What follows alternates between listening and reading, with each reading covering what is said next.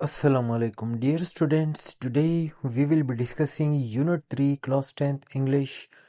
हमारे पास एक पोएम है ड्रीम्स. इस पोएम को जो है ना मैंने आपको पढ़ाया था. मैंने स्टेंजा बाय स्टेंजा मैंने आपको एक्सप्लेन किया था. जितने भी फिगर्स ऑफ स्पीच थे वो सारे मैंने पढ़ाए थे. लाइन बाय लाइन हर चीज़ मैंने डिस्कस की थी. आज जो है ना हम इसका एक्सरसाइज करेंगे. एक्सरसाइज में जो ग्रामर है, एमसीक्यूज है और जितनी भी चीज़ें हैं वो सारी चीज़ें हम करेंगे. अच्छा, इसके एक्सरसाइज में जो है ना हम कंप्रीहेंशन को छोड़ के क्वेश्चन नंबर बी पे आ जाओ. Write the correct option in the following statements. ठीक है. पहला एमसीक्यूज है हमारे पास. The phrase hold fast to dreams means. Hold fast to dreams का क्या मतलब होता है? यानी कि अपने सपनों को मजबूती से थामे रखो. इसका मतलब ये होता है कि stick firm to your dreams in life, stick firm to your ambitions in life या stick fast to your ambitions in life. ठीक है. तो डी वाला ऑप्शन यहाँ पे करेक्ट है. नेक्स्ट एमसीक्यूज है हमारे पास. In the line life is a broken winged bird, the poet uses the technique of, यानी life is a broken wing bird. इस लाइन में शायर ने कौन सा टेक्निक इस्तेमाल किया है? तो इस लाइन में शायर ने मेटाफर का इस्तेमाल किया है. लाइफ को कंपेयर किया है एक ब्रोकन विंग बर्ड के साथ, यानी एक बगैर परों वाले परिंदे के साथ. तीसरा देखें. Life is a barren field. In this line the phrase a barren field is, barren field को यहाँ पे एज अ मेटाफर इस्तेमाल किया है. According to the poet, life without dream is hollow and bleak. यानी सपनों के बगैर जो जिंदगी होती है वो खोखली होती है और बहुत ही ज्यादा यूजलेस होती है. ठीक है. पांचवा देखें. अकॉर्डिंग टू ड्रीम्स, यानी according to the poem, what will happen if our dreams die. यानी कि अगर हमारे सपने मर जाते हैं, हमारे सपने चले जाते हैं जिंदगी से, हमारे ख्वाब नहीं होते, तो फिर क्या होगा? Life will be hopeless. तो हमारी जिंदगी क्या होगी? होपलेस होगी. ठीक है. अच्छा, नेक्स्ट जो हमारे पास ग्रामर का टॉपिक है, वर्ब की दो टाइप्स है, ट्रांजिटिव एंड इंट्रांजिटिव वर्ब्स. देखें, ट्रांजिटिव एंड इंट्रांजिटिव वर्ब्स मैंने आपको डिटेल के साथ समझाया था कि ये क्या होते हैं. और मैंने पहले भी कहा था कि ये जो एक्सरसाइजेस हैं इसमें सारा यही ग्रामर शामिल है. तो अगर आप ग्रामर कर लेते हो एक्सरसाइजेज में, फिर आपके लिए आसानी होगी. ठीक है. अब जो ट्रांजिटिव और इंट्रांजिटिव वर्ब्स मैंने पढ़ाए थे, अगर आपने वो सीखे हैं तो यहाँ पे आपके लिए आसानी होगी. अदरवाइज आपको मुश्किल आ सकती है इसको समझने में. तो मैं आपको सजेस्ट करूँगा कि आप दोबारा जाएं, जो वीडियो मैंने सेंड की थी वर्ब की टाइप्स वो देखें, उसके बाद इस पे आ जाएं. फिर जो है ना आपको बेहतर तरीके से समझ आएगी. ठीक है. अच्छा, ट्रांजिटिव वर्ब्स वो वर्ब्स होते हैं जिनको ऑब्जेक्ट की ज़रूरत होती है अपनी मीनिंग कंप्लीट करने के लिए, जबकि इन ट्रांजिटिव वर्ब्स को जो है ना उनमें कोई ऑब्जेक्ट नहीं होता. ठीक है. या दूसरी तरफ आप ये भी कह सकते हो कि ट्रांजिटिव वर्ब में क्या होती है? ट्रांजिशन होती है. एक्शन सब्जेक्ट से पास होता है ऑब्जेक्ट में, जबकि इंट्रांजिटिव वर्ब में एक्शन सब्जेक्ट से ऑब्जेक्ट में पास नहीं होता है. अच्छा, यहाँ पे डू एज डायरेक्टेड, यानी जो आपसे कहा जा गया है उसी तरह ही करो. पहले सेंटेंस में क्या कहा गया है? Choose the sentence that does not have an intransitive verb. यानी एक ऐसा सेंटेंस, वो सेंटेंस चूज करें, वो सेंटेंस बताएं जिसमें इंट्रांजिटिव वर्ब नहीं है. मतलब के वो सेंटेंस बताएं जिसमें ट्रांजिटिव वर्ब है. तो इसमें जो सी वाला ऑप्शन है, आई वॉच्ड अ मूवी, ये वो सेंटेंस है जिसमें इंट्रांजिटिव वर्ब नहीं है बल्कि ट्रांजिटिव वर्ब है. ठीक है. आई सब्जेक्ट है, वॉच्ड ट्रांजिटिव वर्ब है, अ मूवी, मूवी जो है ना यहाँ पे एक ऑब्जेक्ट है. ठीक है. ट्रांजिटिव वर्ब को हमेशा ऑब्जेक्ट की ज़रूरत होती है. दूसरा हमारे पास सेंटेंस है, choose the sentence that does not have a transitive verb. यानी कि वो सेंटेंस, उस पे टिक लगाएं उस सेंटेंस पे जिसमें ट्रांजिटिव वर्ब नहीं है. मतलब ये कि वो वाला सेंटेंस बताएं जिसमें इंट्रांजिटिव वर्ब है. तो इसमें जो डी वाला ऑप्शन है, शी लाफ्ड हर्टली, ये जो है ना ऐसा सेंटेंस है जिसमें जो लाफ्ट है ये क्या है, इंट्रांजिटिव वर्ब है। अब यहाँ पे देखो ना, शी सब्जेक्ट है, लाफ्ट वर्ब है। तो अगर आप आगे हर्टली, ये एडवर्ब है, इसको ना भी लगा लेते हो ना, फिर भी ये सेंटेंस मीनिंग कंप्लीट करता है, ठीक है, इसको ऑब्जेक्ट की ज़रूरत नहीं होती। तीसरा देखते हैं, choose the sentence that does not have a transitive verb, यानी वो टेंस सेंटेंस बताएं जिसमें ट्रांजिटिव वर्ब नहीं है, ठीक है। फिर से वही बात है दूसरे की तरह, यानी वो सेंटेंस बताएं जिसमें इंट्रांजिटिव वर्ब है। तो सी वाला जो ऑप्शन है, द बर्ड्स आर फ्लाइंग, ये जो है ना हमारे पास करेक्ट ऑप्शन है, ठीक है, क्योंकि यहाँ पे फ्लाइंग वर्ब है और इसके बाद कोई ऑब्जेक्ट मौजूद नहीं है। विदाउट एनी ऑब्जेक्ट ये कंप्लीट मीनिंग दे रहा है। तो यहाँ पे फ्लाइंग इंट्रांजिटिव वर्ब है, ठीक है। ओके, हमारे पास नंबर 4 है, choose the sentence that have an intransitive verb, यानी वो सेंटेंस बताएं जिसमें इंट्रांजिटिव वर्ब है। तो इसमें सी वाला ऑप्शन करेक्ट है, they were crying all day long, ठीक है। यहाँ पे देखो ना, क्राइंग वर्ब है, इंट्रांजिटिव वर्ब है, इसके बाद कोई ऑब्जेक्ट मौजूद नहीं है। ऑल डे लॉन्ग जो है ना, ये एक एडवर्बियल फ्रेज है जो कि आपको टाइम के बारे में बता रहा है, ठीक है। पांचवा है हमारे पास, choose the sentence that does not have a transitive verb, यानी वो सेंटेंस बताएं जिसमें ट्रांजिटिव वर्ब नहीं है, ठीक है। यानी कि वो सेंटेंस बताएं जिसमें इनट्रांजिटिव वर्ब है, इसका मतलब ये बनता है। तो इसमें डी वाला ऑप्शन करेक्ट है, अस्मा शाउटेड इन द क्लास, ठीक है। यहाँ पे अगर आप देखते हैं, आसमा सब्जेक्ट है, शाउटेड वर्ब है इंट्रांजिटिव, इन द क्लास आपका प्रीपोजिशनल फ्रेज है, ठीक है, एडवर्बियल फ्रेज की तरह काम कर रहे हैं, ये ऑब्जेक्ट नहीं है, ठीक है। ओके, छठा देखते हैं, choose the sentence that does not has an intransitive verb, यानी वो सेंटेंस बताएं जिसमें इंट्रांजिटिव वर्ब नहीं है, मतलब वो सेंटेंस बताएं जिसमें ट्रांजिटिव वर्ब है, ठीक है। तो इसमें जो पहला सेंटेंस है, the student is answering questions, ये वाला जो सेंटेंस है ये, इसमें ट्रांजिटिव वर्ब आपके पास मौजूद है, आंसरिंग, ठीक है, क्योंकि आंसरिंग के आगे क्या लिखा है, क्वेश्चंस, ये उसका ऑब्जेक्ट है। ओके, नेक्स्ट जो हमारा टॉपिक है, present participle and past participle. अच्छा, ये भी वर्ब की दो टाइप्स थी, हाँ मैंने आपको वीडियो लेक्चर्स में सेंड किया था मैंने, कि वर्ब की जो फाइनाइट नॉन फाइनाइट वर्ब्स होते हैं उनके तीन टाइप्स होते हैं, एक जेरेंड होते हैं, एक इन्फिनिटी होता है, और तीसरा हमारे पास पार्टिसिपल। पार्टिसिपल के फिर दो टाइप्स होते हैं, present participle and past participle. Present participle verb की आईएनजी वाली फॉर्म होती है जो एडजेक्टिव की तरह काम करती है या प्रेजेंट कंटिन्यूअस टेंस में इस्तेमाल होती है, ठीक है, सॉरी कंटिन्यूअस टेंसेज में इस्तेमाल होती है, पास्ट कंटिन्यूअस भी हो सकते हैं, फ्यूचर कंटिन्यूअस भी हो सकते हैं, ठीक है। जबकि पास्ट पार्टिसिपल जो होता है वो वर्ब की थर्ड फॉर्म होती है, ठीक है, और वो हमेशा परफेक्ट टेंसेज में इस्तेमाल होता है, ठीक है। या वो वर्ब, जब वर्ब की थर्ड फॉर्म एडजेक्टिव का काम करे, या फिर वो किसी परफेक्ट टेंस में इस्तेमाल हो, तो उसको हम पास्ट पार्टिसिपल बोलते हैं, ठीक है। या सिंपल में आप ये कह सकते हो कि प्रेजेंट पार्टिसिपल जब वर्ब यानी जी फॉर्म एडजेक्टिव का काम करे तो उसे हम प्रेजेंट पार्टिसिपल बोलते हैं, जबकि अगर वर्ब की थर्ड फॉर्म एडजेक्टिव का काम करे तो हम उसे पास्ट पार्टिसिपल बोलते हैं।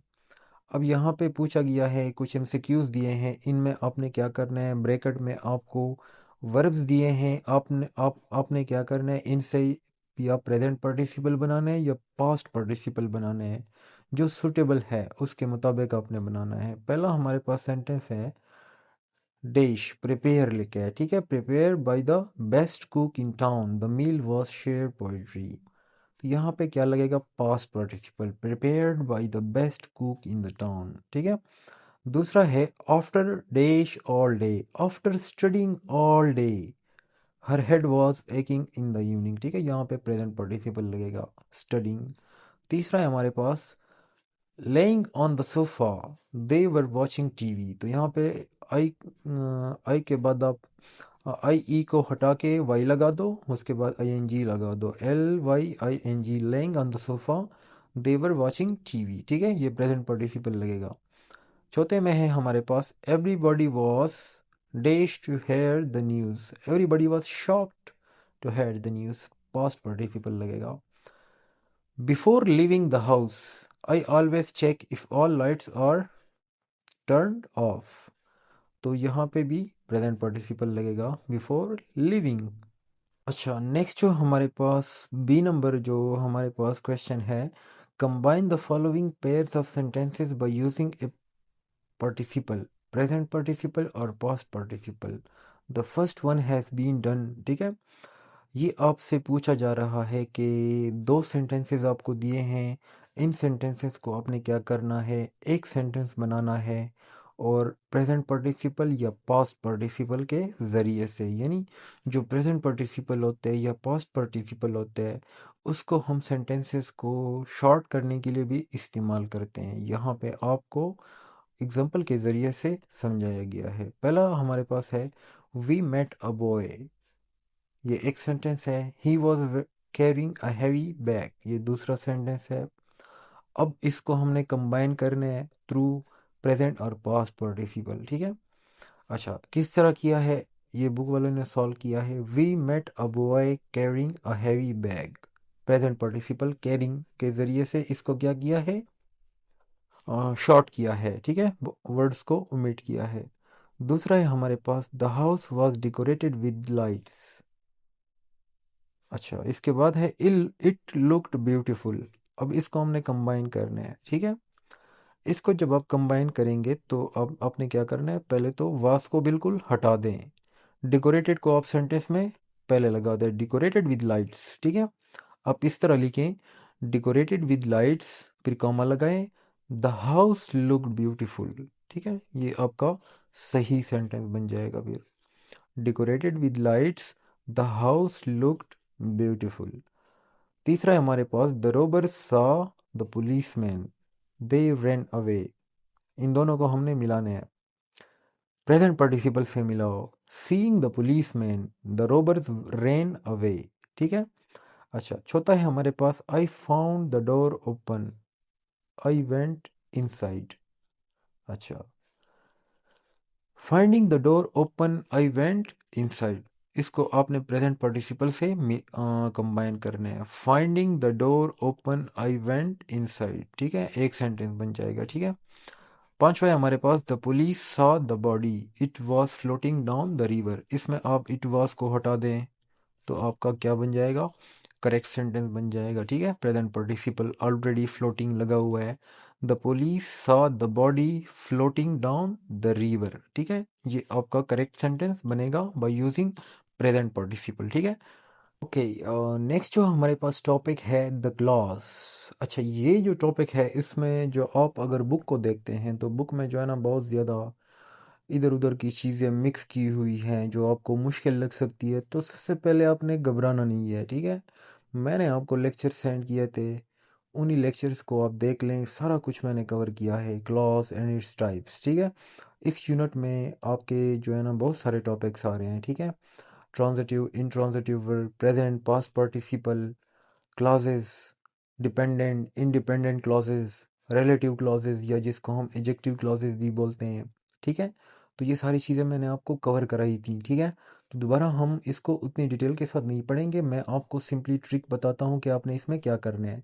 जो एग्जांपल्स दिए हैं उनको हम रीड करते हैं। ठीक है, बाकी यहाँ पे जो कुछ लिखा है स्ट्रक्चर वगैरह इन सबको इग्नोर करें, मैं आपको सिंपल अल्फाज में बताता हूँ। क्लॉज क्या होता है, clause is a group of words. ठीक है, जिसमें सब्जेक्ट होता है और वर्ब होता है। क्लॉज कंप्लीट मीनिंग देता है भी है, कभी कभार वो कंप्लीट मीनिंग नहीं देता है। अब क्लॉज जब कंप्लीट मीनिंग देते हैं तो उसको हम इंडिपेंडेंट क्लॉज कहते हैं, जबकि अगर वो कंप्लीट मीनिंग नहीं देते हैं तो फिर हम उसको डिपेंडेंट क्लॉज कहते हैं या सबऑर्डिनेट क्लॉज। अच्छा, यहाँ पे पहले पहले लिखे है clauses comes in three types, main या जिसको हम इंडिपेंडेंट क्लॉज कहते हैं, सबऑर्डिनेट या इंडिपेंडेंट क्लॉज डिपेंडेंट क्लॉज भी कहते हैं, रिलेटिव या जिसको हम एडजेक्टिव क्लॉज भी कहते हैं, और नाउन क्लॉज। ठीक है, इसके अलावा एक एडवर्बियल क्लॉज भी होता है, मैंने सारे आपको बताए थे।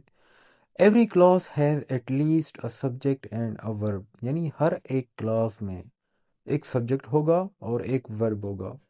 ये तो लाजमी बात है ना, क्योंकि क्लॉज सब्जेक्ट और वर्ब तो दोनों में लाजमी होगा, चाहे वो डिपेंडेंट क्लॉज है या इंडिपेंडेंट क्लॉज है।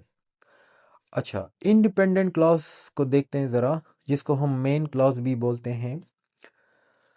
जो मेन क्लॉज होता है उसमें सब्जेक्ट होता है और वर्ब होता है, और वो हमें कंप्लीट मीनिंग देते हैं, यानी कि वो एक सेंटेंस की तरह भी काम करते हैं। मैंने आपको इससे पहले 9th वाली क्लास में पढ़ाया था कि जो एक इंडिपेंडेंट क्लॉज होता है वो एक सिंपल सेंटेंस भी होता है, ठीक है, वो कंप्लीट मीनिंग देते हैं।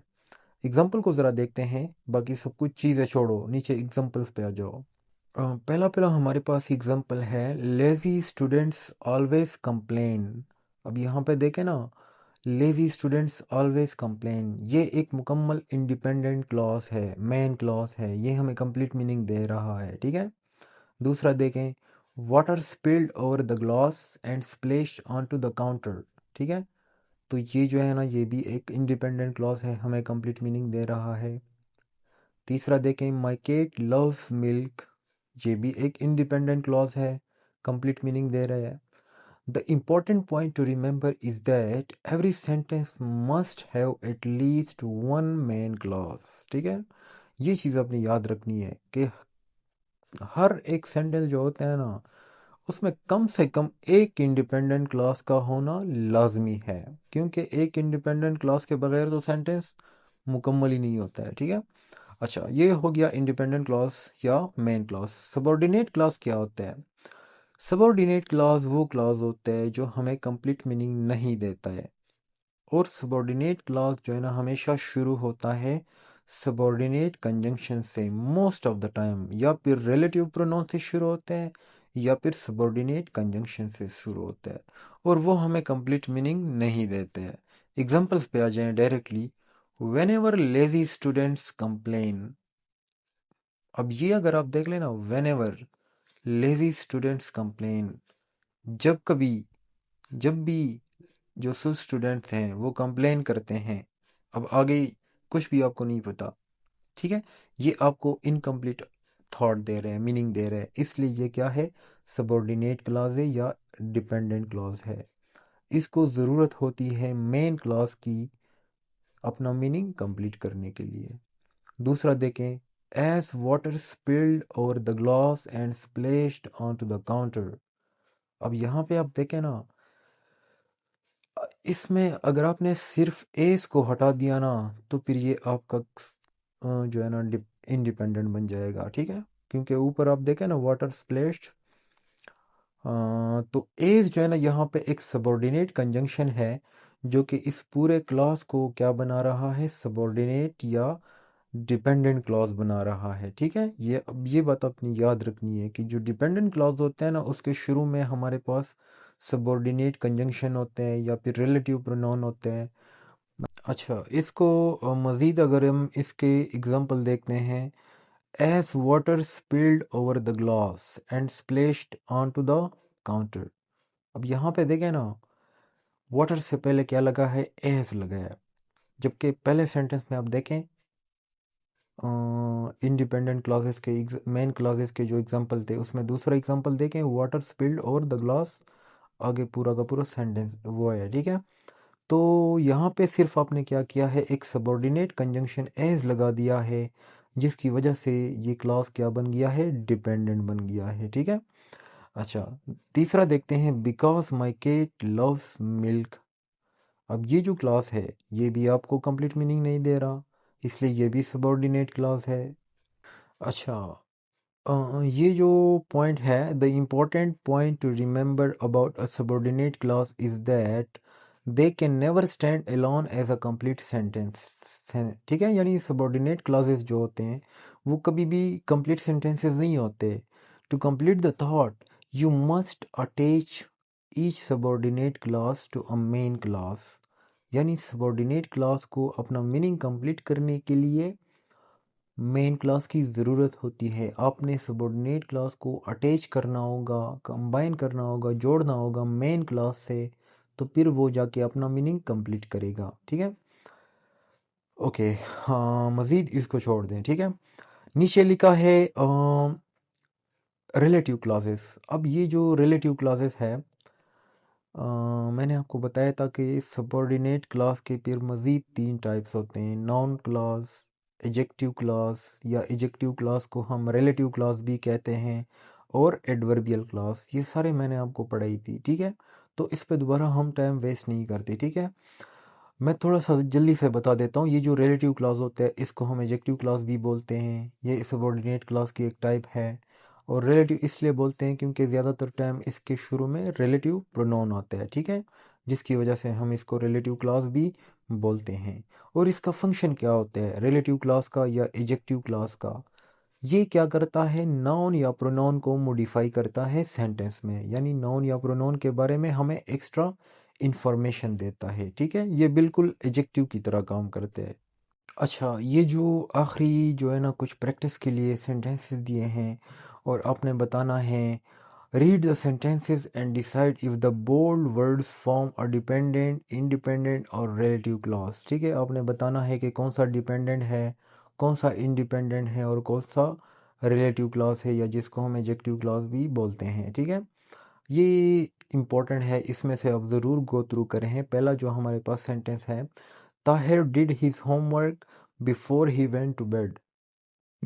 अब जो है ना यहाँ पे ताहिर डिड हिज होमवर्क, इसके इसको बोल्ड किया गया है, ये एक इंडिपेंडेंट क्लॉज है क्योंकि ये हमें कंप्लीट मीनिंग दे रहा है। दूसरा देखें, isn't that the women who lives across the road from you, ठीक है। ये इसमें थोड़ी मिस्टेक की है, क्योंकि यहाँ पे अगर आप देखते हैं ना, द वुमेन एक नाउन है, ठीक है, who lives across the road. अब ये जो who lives across the road है, ये आपका क्या बन जाएगा, रिलेटिव क्लॉज बन जाएगा या एडजेक्टिव क्लॉज बन जाएगा, ठीक है। क्योंकि वो who lives across the road ये हमें क्या कर रहे हैं, वुमेन के बारे में मज़ीद एक्स्ट्रा इंफॉर्मेशन दे रहे हैं, एडजेक्टिव का काम कर रहे हैं, इसलिए ये रिलेटिव या एडजेक्टिव क्लॉज है। तीसरा देखते हैं, because the test was so difficult none of the students got a very good grade. ये हमारे पास इंडिपेंडेंट क्लॉज है, कंप्लीट मीनिंग दे रहे हैं, ठीक है। अच्छा, बोल्ड वाला जो है नन ऑफ द स्टूडेंट्स वाला। चौथा देखते हैं, she is very fit because she goes running every day. ये भी डिपेंडेंट क्लॉज है क्योंकि ये सबॉर्डिनेट कंजंक्शन बिकॉज से शुरू हो रहा है, because she goes running every day, ये कंप्लीट मीनिंग नहीं दे रहा है, ये सबॉर्डिनेट क्लॉज है, ओके। पांचवा देखते हैं, the police said the accident that happened last night. अब यहाँ पे फिर से मिस्टेक की है, द एक्सीडेंट नाउन है, कौन सा accident, that happened last night, जो कि पिछली रात हुआ। तो यहाँ पे एक्सीडेंट नाउन है, और इस नाउन को मॉडिफाई करने वाला जो क्लॉज है, दैट हैपेंड लास्ट नाइट, इसको हम कहते हैं एडजेक्टिव क्लॉज या रिलेटिव क्लॉज, ठीक है। ओके, सातवां छठा हम देखते हैं, I don't like mango Mondays. तो ये एक कंप्लीट मीनिंग दे रहे हैं, इंडिपेंडेंट क्लॉज है। सातवां देखते हैं, have you ever seen those people who we met on holiday. अब यहाँ पे देखें, दोज पीपल, पीपल क्या, दोज पीपल क्या है, ये पीपल एक नाउन है, हु वी मेट ये जो है एक क्लॉज है जो कि हमें पीपल यानी नाउन को मॉडिफाई कर रहे हैं, तो ये एक एडजेक्टिव या रिलेटिव क्लॉज है। आठवां देखते हैं, can you tell me why you said that. Can you tell me, क्या आप मुझे बता सकते हैं। अब ये जो क्लॉज है कैन यू टेल मी, ये आपको कंप्लीट मीनिंग नहीं दे रहा, ठीक है, ये एक डिपेंडेंट क्लॉज है, ठीक है। नौवां देखते हैं, you shouldn't believe everything that you read in the newspaper. You should not believe everything, everything यहाँ पे एक प्रोनाउन है, ठीक है। और इस प्रोनाउन को कौन मॉडिफाई कर रहा है, दैट यू रीड, ठीक है। ये जो है ना एक एडजेक्टिव क्लॉज है, दैट यू रीड, ये एक एडजेक्टिव या रिलेटिव क्लॉज है जो कि एवरीथिंग को मॉडिफाई कर रहा है प्रोनाउन को, ठीक है। ओके, आखिरी जो हमारे पास ऑप्शन है वो है, if you help me I will help you, ठीक है। तो यहाँ पे अगर हम देखते हैं बोल्ड वाला, इफ़ यू हेल्प मी, ठीक है, अगर तुम मेरी मदद करते हो, तो ये एक डिपेंडेंट क्लॉज है क्योंकि ये हमें कंप्लीट मीनिंग नहीं दे रहा, ठीक है। अच्छा, इसमें एक चीज़ अपनी याद रखनी है जो मैं दोबारा रिपीट करता हूँ, पहले भी मैंने कहा था कि सेंटेंस में जो है ना पहले आप डिपेंडेंट क्लॉज भी लगा सकते हो या फिर इंडिपेंडेंट भी लगा सकते हो। अगर आप सेंटेंस के शुरू में इंडिपेंडेंट यानी मेन क्लॉज लगाते हो तो फिर आपने उस मेन क्लॉज के बाद कॉमा नहीं लगाना है। लेकिन अगर आप डिपेंडेंट क्लॉज को सेंटेंस के शुरू में लगाते हो तो फिर डिपेंडेंट क्लॉज के बाद आपने कॉमा लगाना है, उसके बाद आपने इंडिपेंडेंट क्लॉज लगाना है। जिस तरह आखिरी एग्जांपल है, इफ़ यू हेल्प मी, ये एक डिपेंडेंट क्लॉज है, उसके बाद आपने कॉमा लगाया है, फिर जो है ना आपने इंडिपेंडेंट क्लॉज लगा दिया है। ठीक है, so that is all about today. हाँ, इंशाल्लाह यूनिट 3 कंप्लीट हो गया और आगे जो है ना यूनिट 4 करेंगे। तब